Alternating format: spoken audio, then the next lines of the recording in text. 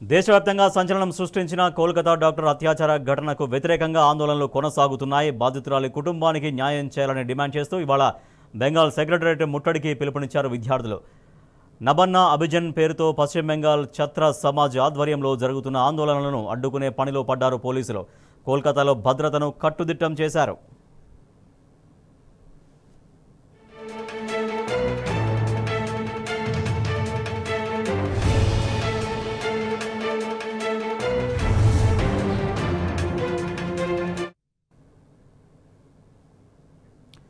సచివాలయ ముట్టడికి పర్మిషన్ లేదంటున్నారు బెంగాల్ డీజీపీ. ఆందోళనల ముసుగులో అసాంఘిక శక్తులు హింసకు పాల్పడే అవకాశాలు ఉన్నాయంటున్నారు. ఈ నేపథ్యంలో ఉద్రిక్త పరిస్థితులు తలెత్తకుండా నవన్ అభియాన్ పరిసర ప్రాంతాల్లో దాదాపు 6,000 మందికి పైగా పోలీసుల్ని మోహరించారు. ఎక్కడికక్కడ బారికేడ్లు ఏర్పాటు చేశారు. అవసరమైతే వాటర్ కెనాల్ను కూడా ప్రయోగిస్తామని ముందస్తు హెచ్చరికలు జారీ చేశారు.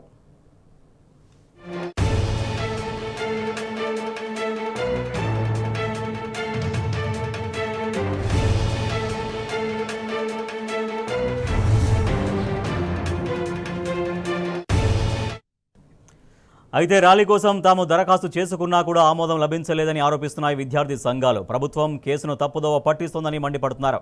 ఈ కేసులో న్యాయం జరిగేదాకా పోరాడతామంటున్నారు. మరోవైపు విద్యార్థుల శాంతియుత నిరసనలను అడ్డుకోవడం సరికాదు అన్నారు బెంగాల్ గవర్నర్.